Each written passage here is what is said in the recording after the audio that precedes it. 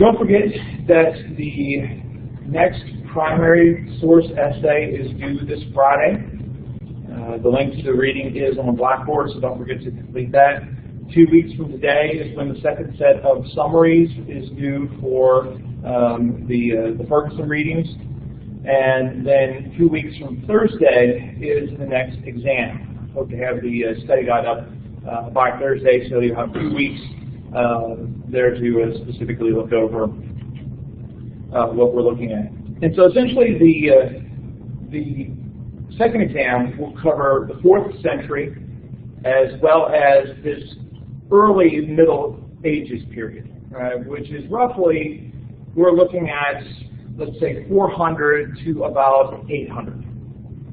800 is kind of where the cutoff will be. Some aspects will overlap both ways. We'll go some into the 9th century a little bit in some places. We'll backtrack a little bit in the second part of this when we look at the later Middle Ages. But around 800 is where we're cutting off. So the 4th century and then the early Middle Ages is what will be on this next exam. So we're picking up today again with the early Middle Ages, using kind of the year 400 as a cutoff. Ferguson, in his textbook, talks about, in the chapter on transitioning to the Middle Ages, talks about a variety of dates that could be used to talk about the inauguration of the Middle Ages, just because it is a time period that gets put on history later on as people are looking back, right? Predominantly the Renaissance. And Renaissance thinkers look back at this period and refer to it as the Middle Ages, and then sometimes the Dark Ages in the latter part. Certainly the people that lived through it were not thinking, oh, we're living in the Middle Ages.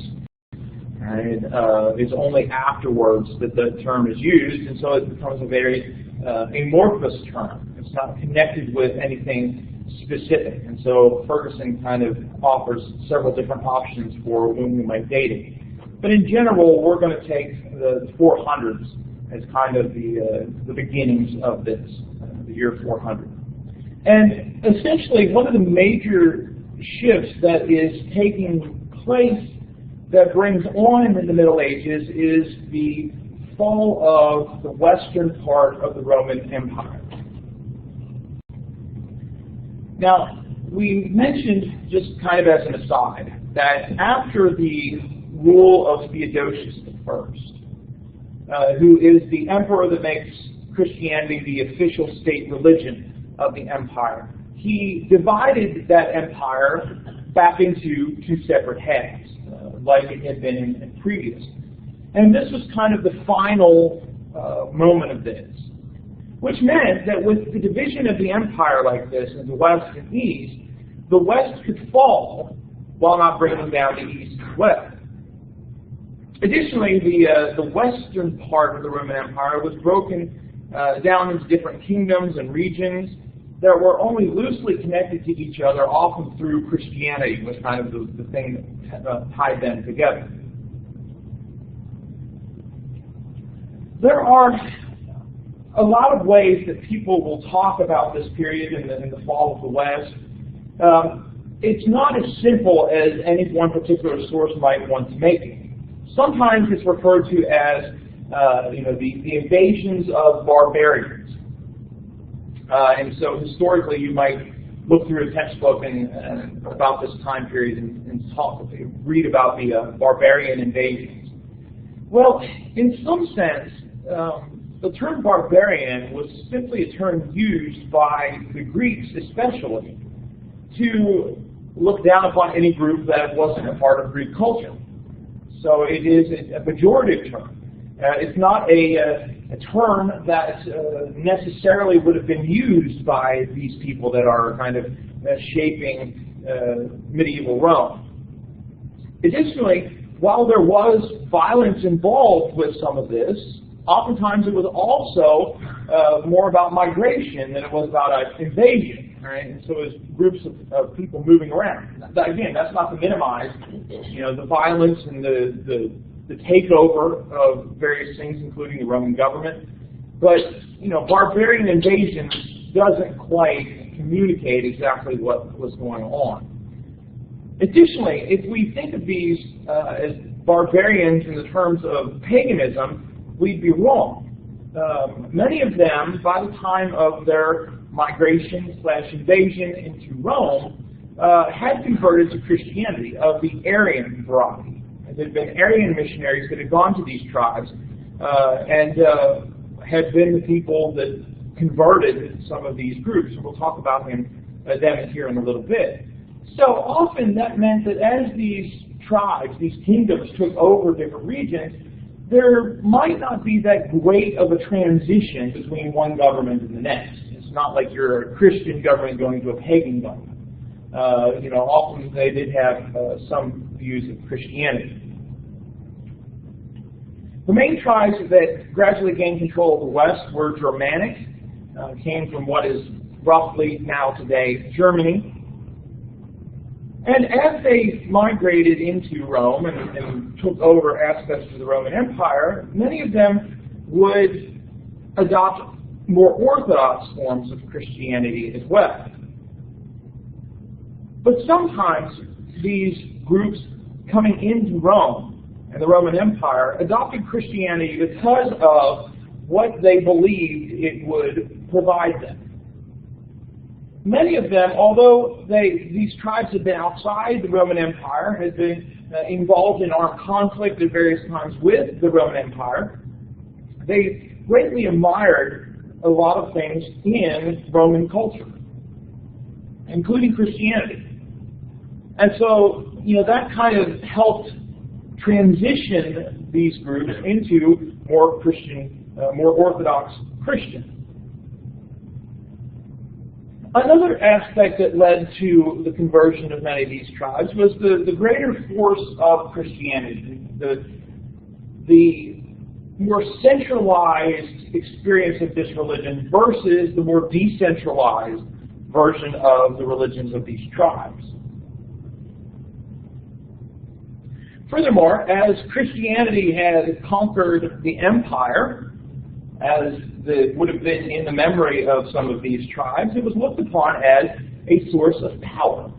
Right? That it had taken control of the Roman Empire, much like they had tried to do for some centuries, and so maybe Christianity could be useful to them as well if they adopted it, that they would be able to extend their power. Probably the most important reason then, despite these probably being reasons that facilitated conversion, the fact that people were going out and sharing the message probably had a large part to do with it. And that, even with the political changes that took place, as the emperor, the Roman emperor, the office of the Roman Empire died off, missionaries still went out and spoke to people, and still went out and shared the message, still went out and evangelized. With these Germanic tribes moving into the empire, there were a couple of things that took place with respect to Christianity, depending upon where you were particularly located. On the edges of the empire, many of those churches fell into disorganization. Some of them disappeared completely, simply because they didn't have the lines of connection with the Central Roman Empire.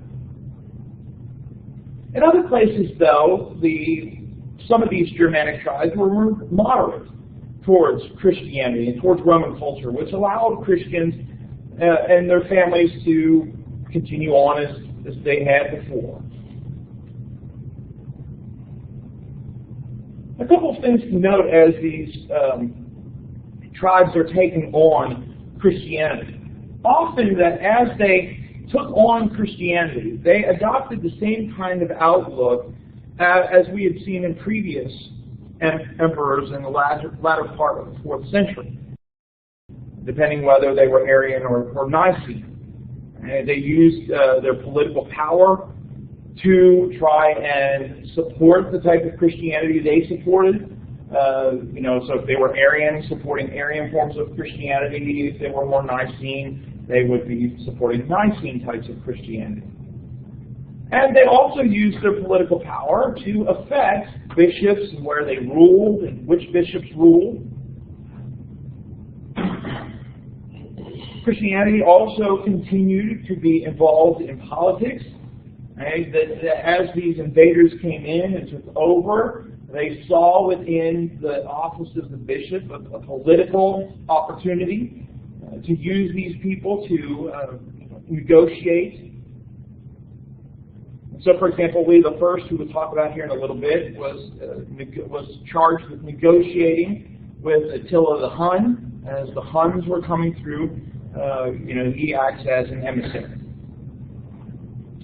Sometimes churches acted as sanctuaries, where if people were trying to escape barbarians, they would go to the church building, right? And sometimes would be offered protection. Many times that was respected. Sometimes, though, it didn't matter where you were. If they were coming to get you, they were coming to get you, and so they would break down church doors, they would burn down churches to get whoever they were trying to get. The city of Rome fell in 410.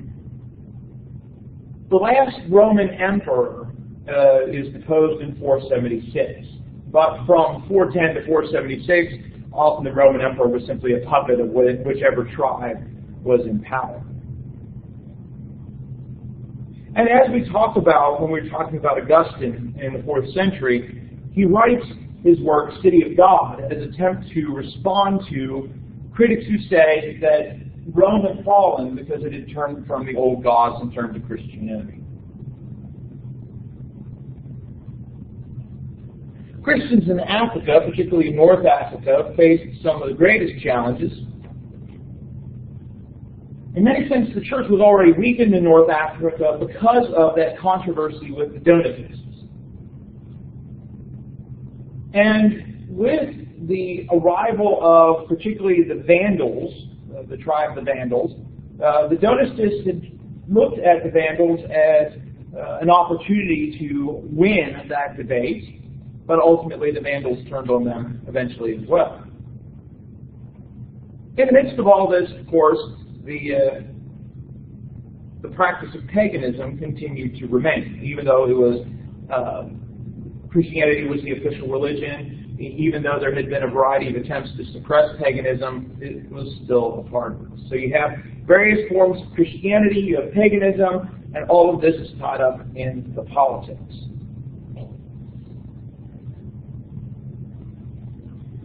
I want to spend some time giving you some brief overviews of the different tribes that are involved, where they were located, talking about what kind of impact that they would have had, their version of Christianity, etc. One of the major groups that's a part of this are the Goths, who did not go around wearing eyeliner and dressing in black. That's more of a modern thing. The Goths were a Germanic people who, by the early centuries of the Common Era, the early centuries AD, had moved more into Eastern Europe. And so they're not in Germany at this time. But the Huns from Eastern Central Europe are kind of pushing them from the one side, right? They're wanting their territory, and that causes the Goths to move throughout Europe, eventually breaking into two groups. One that stayed in the east, we'll talk about them in a bit, and the other that migrated further west. The tribe that moved further west were known as the Visigoths, essentially Western Goths. They had been allies with Constantine. Constantine had turned to them for support and providing soldiers and some other things in a variety of campaigns. And had actually, many Visigoths had entered the Roman army and had even progressed to high levels within it. With the movement of the Visigoths to the west, many of them adopted an Arian form of Christianity.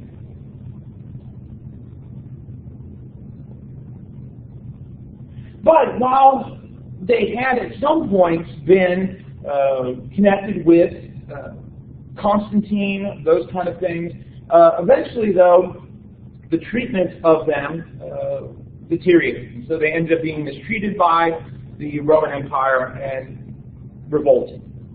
They defeated the Romans toward the end of the 4th century, gradually moving into Roman Empire territory, and this is the group that attacks Rome and in 410 is successful in taking over. They would also continue to expand further west in places like Gaul, which again is modern-day France, as well as into Spain. Eventually, though, they are kind of forced out of Gaul and pushed to Spain as well.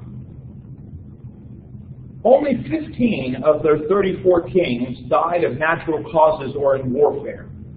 Often there was a lot of imperial intrigue. The rest were murdered or deposed as various individuals tried for power.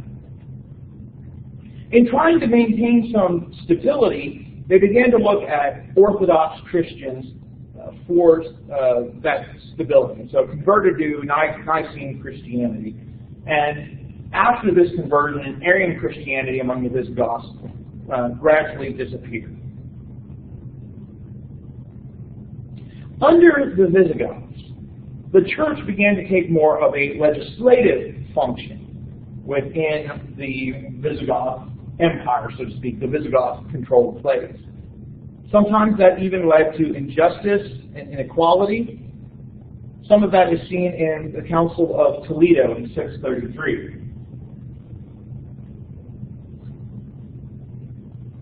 One of the decisions made in the Council of Toledo in 633 was that priests could get married with the bishop's permission. And this is one of those ideas about, how do we talked about, of course, clerical celibacy, but it wasn't widespread and 100% practiced. Eventually, it will start to be within Catholicism. But if a priest got married without the bishop's permission, then simply just didn't ask for the permission of the bishop, the priest had to do penance while the wife was sold. Now, this is the church that is making this decision. Right? This is supposed to be Christ's body on earth. Another group that faced struggles or troubles out of the Council of Toledo would have been Jews.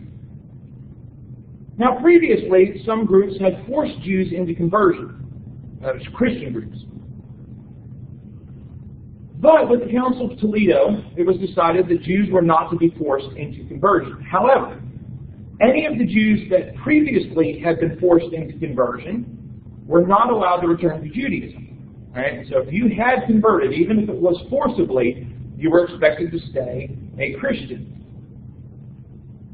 Those that had been converted were forbidden from interacting with Jews that were still practicing Judaism, even if they were closely related to them. If they practiced any of their traditional practices, like circumcision, for example, their children were to be taken away. And again, this is all decisions made by this religious council. Jewish men who were married to Christian women had to choose whether they were going to convert or whether they were going to leave their wife and children. Jewish women who married Christian men and refused to convert had their marriages considered annulled or void and had to leave the children with the father. And so, some very troubling policies here. Eventually, the Visigoths would be conquered by the Muslims in the 8th century as Muslims are moving through Spain.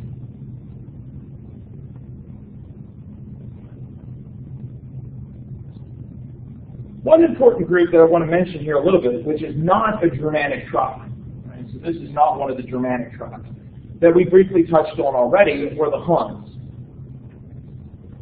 The Huns were pagans, again, from Eastern Europe, Central Asia, and were responsible for causing the migration of the Goths as they were trying to take over their lands. They began attacking the eastern part of the Roman Empire toward the end of the 4th century, but eventually a treaty was made that would encourage them to attack the Sassanid Empire in the east. The Sassanid Empire centralized in Persia. Eventually, though, that treaty was broken by the Romans, and the Huns, who were now under the leadership of a man named Attila, began attacking the empire in the 5th century. The Byzantine leaders is what the Byzantine Empire, or Byzantium, is what the eastern part becomes known as. They made another treaty with the Huns and essentially turned Attila's attention toward the Western Empire. Attila started invading Italy, but stopped before he had gotten to Rome and changed course. Leo I, the Bishop of Rome, had been called upon to negotiate with Attila. And so he goes out to negotiate. And a legend later develops that Leo I, Leo the Great, as he's often referred to as well, went out to meet Attila, who was known as the Scourge of God. And when they met, Attila saw Peter and Paul marching with the Pope, and Attila felt threatened and decided to leave. So again, kind of helping establish the authority of the Bishop of Rome. Attila would die shortly after his encounter with Leo.